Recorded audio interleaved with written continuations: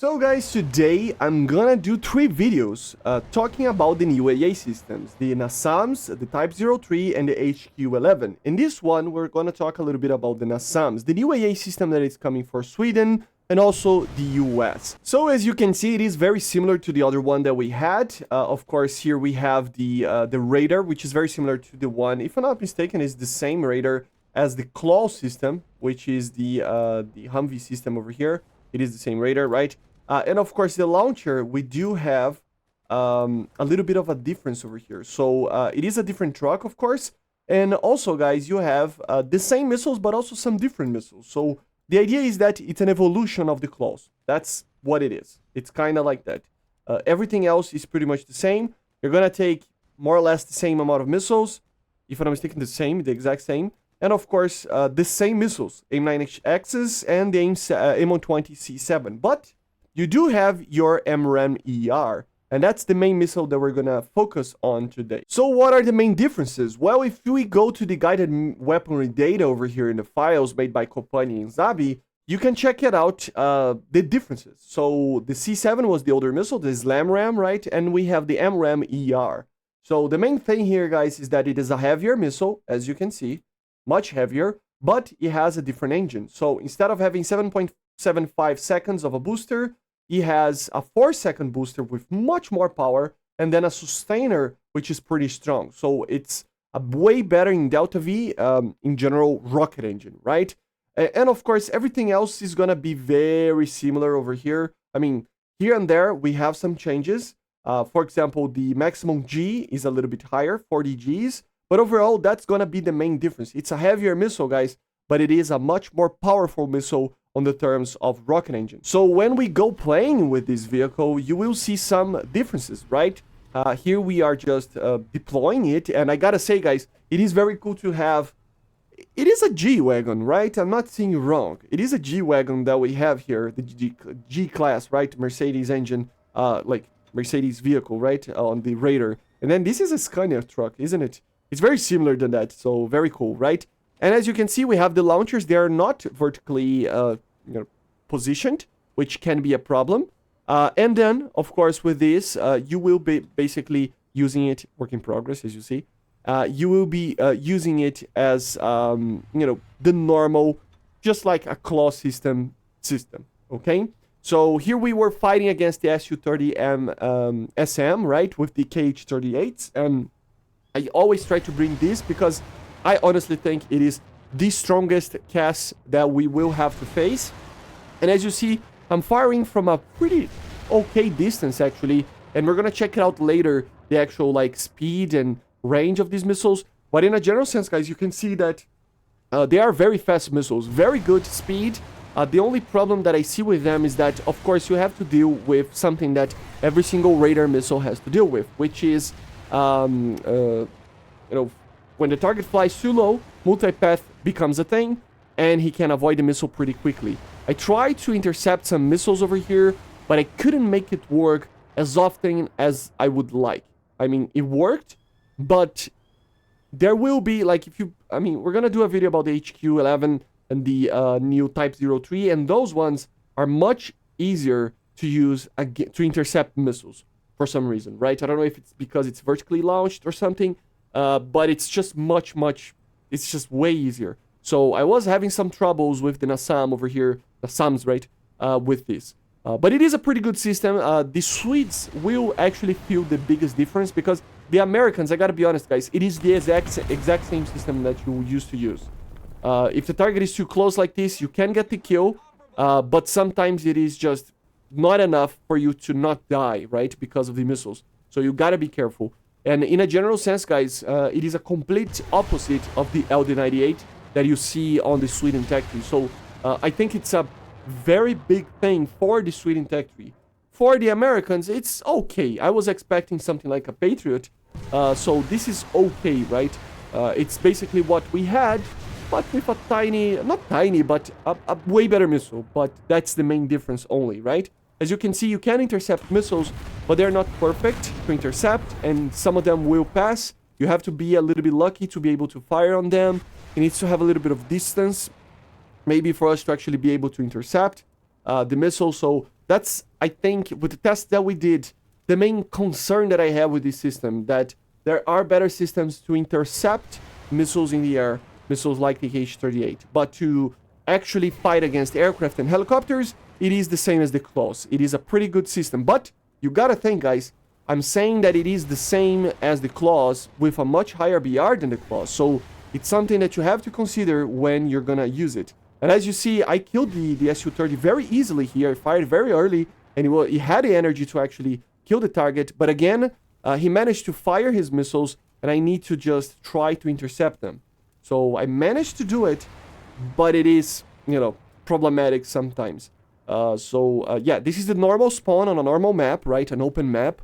And of course, remember, guys, although you do have your AIM-9Xs, they're not the greatest thing ever for like 1 to 2 kilometer shots max, right? If you are like above that, then these missiles start to work. So you have to have that in mind when working with these. So as you see, he is trying to avoid the missile, guys. He is doing maneuvers. He's flying low. He's using chaff. And I noticed how these missiles wouldn't go too much to the chaff. Like, it was a very good missile against chaff for some reason. But it suffers from multipath. So you have to have that in mind, right? So as you can see, much better than the Claws. If you compare to the Claws, you will see a big difference between the Slam Ram there, or the C7, right? AIM-120, and of course the AIM-120 ER that we have here. Although, yes, rockets, as you see, you have to be careful. The missiles, right? I just intercepted them there, but it was on the verge of passing my defenses and stuff like that. So overall, guys, a very positive addition. It's much better, but if you are an American main, it's the same that you expect, but with a buff. That's kind of the line of thinking. If you are a Sweden main, then it's a big, big difference than the LD98, okay? And overall, guys, I like it. I think there are better AA systems out there, but it's not a bad one. It really isn't. You can kill the targets, and it's not that hard to kill the targets, but they need to be a little bit... If they actually, like, for example, fly very low to the ground, you're not going to be able to do much. Like, for example, here, he caught me by surprise in a very short range, so there's not enough time for me to actually launch the missiles and protect myself. So if the target knows what he's doing, attacks from a place where there's mountains protecting him and stuff, yeah, it's gonna be a little bit harder. The target doesn't know what he's doing, which is most targets sometimes in these battles, then it's okay. You can do very long range shots, short ranges, not like really short ranges, but you know, up to like 5 kilometers still can kill like a very good amount of targets, especially with the AIM-9X. I would try to use always an AIM-9X for that. And for the medium ranges, you know, the AIM-7, the AIM-120 ER is a very, very good missile. Okay, guys? So this is the last match, and we're gonna check it out. Just one thing also after this one on the regarding of the missile speed and how it, you know, how it is actually compared to the other ones on the terms of replays, and you can actually see the speed and how far it's traveling and everything. But overall, guys, look at that. Yeah, the missile is getting there. He's avoiding the missile, but the missile is getting there. That's, I think, the main thing, because I don't know if you remember, but I did videos testing the AIM-120 C7, and the main problem that I had with these missiles, especially the AIM-9X, but the AIM-120 as well, it didn't have the range. It didn't have the range, you know.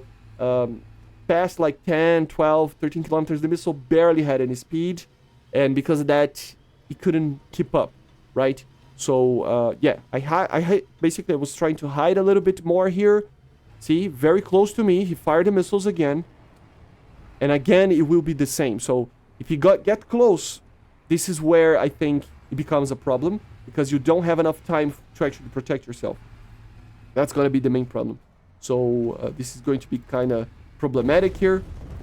Yeah, so he killed my things there, but yeah, I ended up trying to fire at him, and yeah. So to wrap it up the video, let's just check it out how these missiles worked in the replay over here, just to see the speed and the energy that they can actually do. Okay, so I was deploying them, one of the last matches that you saw there, and the objective here, guys, is basically to try to see if he has enough energy to get to the target depending on the situation, and trying to, you know, compare to other missiles. So Let's see. For example, here I fired an MRAM ER, of course. Let's see the speed. Yeah, so it's not the fastest thing ever, but it maintains a pretty good speed. See that? Mach 2.6, and it's still increasing because it's burning. Yeah, it stopped burning. So not a very fast missile. The Russian missiles, for example, they are much faster than this. But I mean, look at this. You are still at 10 kilometers, Mach 2.6 almost, right? Which is all right, actually. It's not bad. It really is not bad. It really is a good speed. Some AA systems at 15, for example, they are barely above Mach 1. I always try to put into perspective that when you go, I mean, at Mach 1.6 is already not a lot of speed, but if it goes below Mach 1, it means that the missile is pretty much dead, right?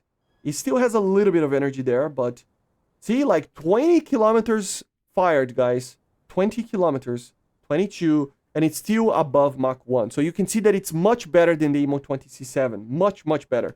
So 24 kilometers below Mach 1, pretty much, right? So you can see that the missile is an improvement, guys. The AIM-120C7 is much worse than that. And it's because of the engine, you know, it's because of the dynamics of the missile that are much, much better here. Let's see a second shot to wrap it up the video. So it's not a bad system. It really isn't, okay? But it's not something that will completely break the game. I don't think it's as good as maybe a buck for the long range, but it might be better in the short range because you have something like the AIM-9X to deal with, right?